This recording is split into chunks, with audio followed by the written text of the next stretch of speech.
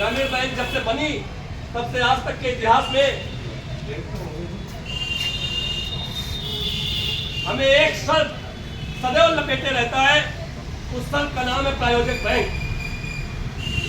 आप अगर अपने किसी भी मुद्दे को उठा करके देख लीजिए, जितने हमने अपने सर्विस काल में देखे हैं, हमारे हर मुद्दे पर अगर किसी ने चेक पॉइंट लगाया है, किसी ने रोक लगाई है, तो प्रमुखता वह प्रायोजक बैंक ही है।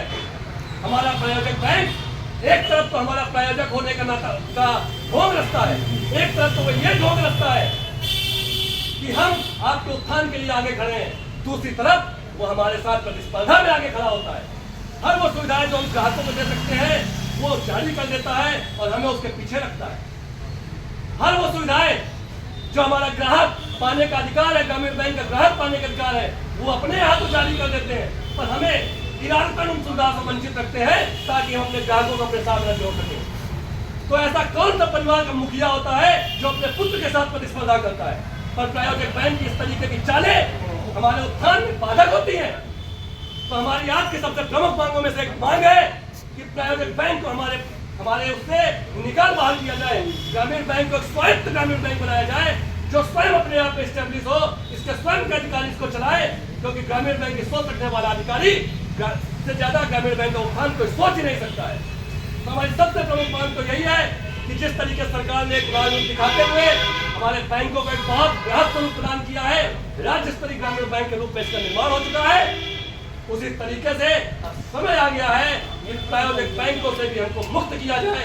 हम प्रायोजक बैंकों का नियंत्रण हमारे बैंक से पूर्णतः समाप्त किया जाए। हमारे ग्रामीण बैंक के अंदर इतने सक्षम कार्यकारी अधिकारी हैं कि वो इस बैंक को सुचारू रूप से चला सकते हैं। और अगर वस्तुतः स्थिति देखी जाए, जमीनी स्थिति देखी जाए, तो इस ग्रामीण बैंक को वैसे भी चला हमारे ग्रामीण बैंक के अधिकारी कर्मचारी ही रहे हैं। कोई प्रायोजक बैंक का अधिकारी आकर के अगर एक प्रपोजल उसने दे दिया हो आज तक, प्रायोजक बैंक से लाया हुआ एक प्रपोजल अगर किसी प्रायोजक बैंक के अधिकारी ने दे दिया इस ग्रामीण बैंक के उत्थान के लिए, तो बता दीजिए केवल प्रतिस्पर्धा के अलावा प्रायोजक बैंक के किसी एक अधिकारी ने प्रतिस्पर्धा और शोषण इसके अलावा ग्रामीण बैंक को आज तक कुछ नहीं दिया है। हमेशा हीन भावों से देखा गया है। जब मेहनत हम करें, खून पसीना हम बहाएं, संघर्ष हम करें, तो प्रायोजक बैंक का यहाँ मलाई चाटने के लिए आया हुआ है। निश्चित रूप से उससे मुक्त करिए इस ग्रामीण बैंक को, ये हमारी सबसे प्रमुख मांगों में से एक है। जिस दिन ये शर्त जो हमारे चारों तरफ लिखता हुआ है, अगर जिस दिन ये निकल गया, निश्चित रूप से ग्रामीण बैंकों का उत्थान आकाशीय होगा। साथियों, ये संपूर्ण प्रमुख मांगे थी जिनके विषय में आज की हड़ताल के चलते आप सबके समक्ष प्रकाश डालना अत्यंत आवश्यक था। जो साथी हमारे आज यहाँ नहीं उपस्थित हो सके हैं या किसी कारणवश हड़ताल में नहीं है, मैं सकारात्मक को अपनाते हुए अपने बाकी साथियों से अनुरोध करता हूँ कि उनको इन मांगों के प्रति, उनको हमारी वर्तमान स्थिति जो बैंक की है, सरकार की जो वर्तमान सोच चल रही है, उसके प्रति जागरूक किया जाए, ताकि भविष्य में यदि हम एकजुटता का परिचय देने के लिए ऐसी हड़तालों का आह्वान करें, चाहे वो प्रबंधन के विरुद्ध हो या भारत सरकार के विरुद्ध हो, तो कम से कम हमारे समस्त साथी अपने अधिकारों के विषय में उस दिन जागरूक हो और वो समझ सके कि अकेला चना तो भाड़ नहीं फोड़ता है, लेकिन भरमूजे की आग फोड़ने की उसके अंदर ताकत होती है। तो अपने अपने क्षेत्र के भरमूजे की अगर आग फोड़ लेंगे तो भाड़ भी फूट जाएगा।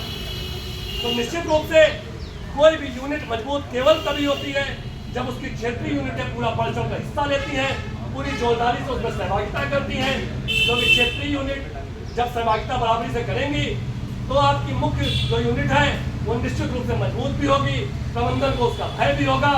और प्रबंधन, कई मांगे तो हमारी ऐसी होती है जो प्रबंधन केवल ये सोच के नहीं करता है, देखा जाएगा जब ज्यादा बवाल करेंगे तब कर देंगे। तो भाई साहब, आप तो बवाल किए ही नहीं है, आप तो डर के दुबक के घर में बैठे हुए हैं।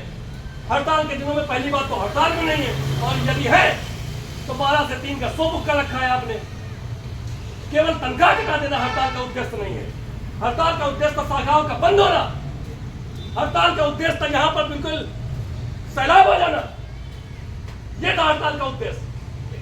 यहाँ क्षेत्रीय कार्यालय के माध्यम से प्रधान कार्यालय तक खबर जाना कि कानपुर नगर का एक युवा बैंकर जीवित है, मृत प्राय नहीं हो चुका है, यह उद्देश्य था। इस उद्देश्य की भरपाई को मैं चाहता हूँ कि अगली बार जब हम इस मंच पर बैठे तो इस मंच पर बैठने के लिए जगह कम पड़ जाए, इस सड़क पर लोगों का आवागमन रुक जाए, इतनी भीड़ होनी चाहिए। इस आह्वान के साथ साथियों मैं अगले वक्ता के रूप में अपने क्षेत्र के महामंत्री श्री विकास सिंह को आमंत्रित करता हूँ, वो आज की हड़ताल के संबंध में अपने विचार